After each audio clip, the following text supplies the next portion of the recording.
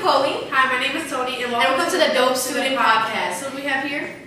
My name is Kelly, and I'm just a dope plumber, not a dope student. Nice to meet you, Miss Kelly. So we're gonna ask you a couple questions today. So one is, what would you say is an average earning of a plumber per year? So that average can really range, and it depends on what you get into.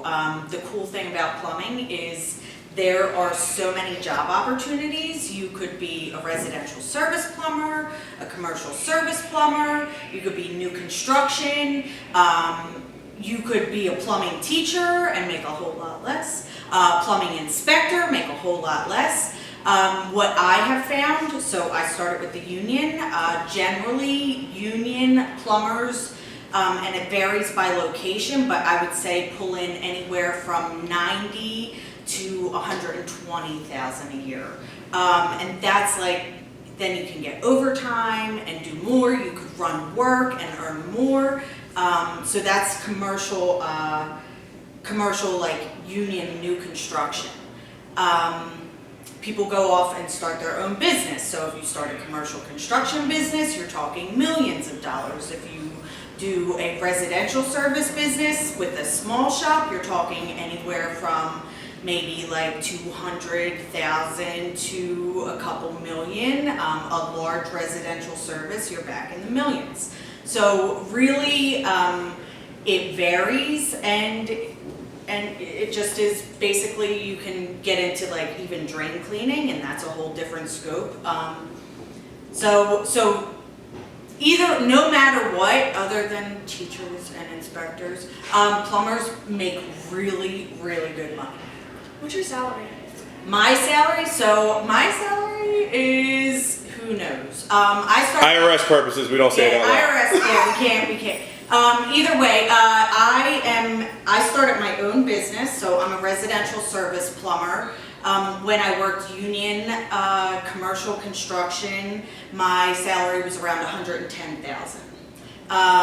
Now it's more, and it's good. IRS purposes, Yeah, we're you make good money. So it really all depends. Some people go into business for themselves and struggle.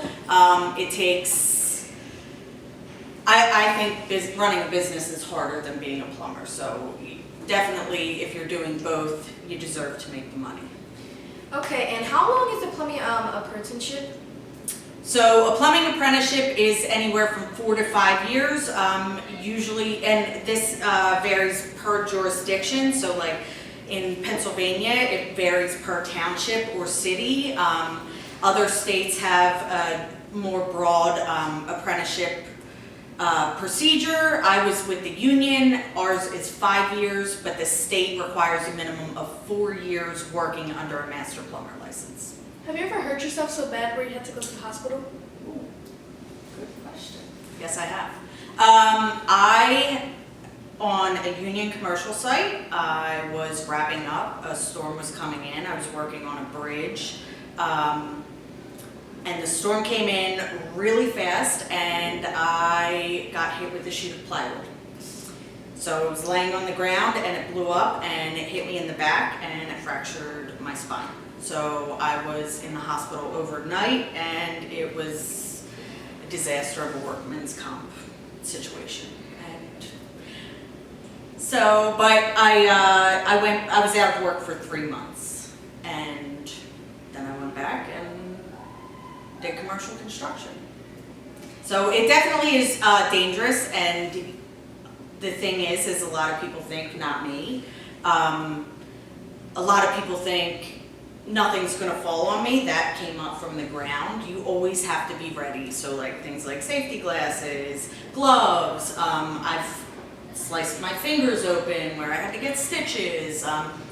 Burning yourself is a big thing. So you always, knowing your surroundings is first, and then proper PPE is second. So if Mr. Jarrett's getting on you about your safety glasses or your gloves or a mask or whatever it is, it only takes 1 second for everything to change in your daily activities if you get hurt. And what would you say is something that you don't enjoy about like being a plumber? Like what's something like negative about that? So for me, my issue at first was always confidence. And if I didn't feel confident in something, I would not like the job. That has changed a lot, and while I still run into situations where I don't feel confident, I've gained the experience and the knowledge to learn how to turn a problem into an adventure. So I would say the hardest part of plumbing is having the patience to work through problems. And, you know, honestly, for me, dirty jobs is not the hard part for me. Sometimes heavy lifting, I'm short, so sometimes that can be difficult, but it's always everything you can overcome. It's more the mental, your own mental state that will hold you back from accomplishing something. So overcoming that and working through that personally allows even the worst and the dirtiest jobs to be fun. So do you work in like out in the city or like in houses? So when I worked for the, like in new commercial construction, I did a lot of new construction. So the new high-rise Comcast building, the tallest one if you see the skyline, I worked on that. I worked on in like University of Penn, in tunnels under those grounds. So I had a really cool experience in commercial construction with just like environment. I had so many opportunities to like learn different types of environments to work in on the commercial side. When I started my business, I went to residential service. So mostly everything is households now. But I do everything from digging in people's basements or outside to just basic fixing a faucet, you know, and so that's fun. What advice would you give a middle school student or a high school student looking to pursue the trades? I knew that was your question. He just had to steal the spotlight. So the advice, honestly, my advice always is, so I said the hardest thing to overcome is your own mental, like where you're at with your motivation. So I would always say that's the first thing you need to prepare. You need to want to do this and not, I mean, even though the money is great, but not, it needs to be like something that you love beyond money. Because I just talked about this with my daughter. Waking up for school is hard for her, right? Mm-hmm. Waking up for work is not hard for me. I love it. I love to wake up for work. But it took a long time. I went through difficult situations and had to overcome it.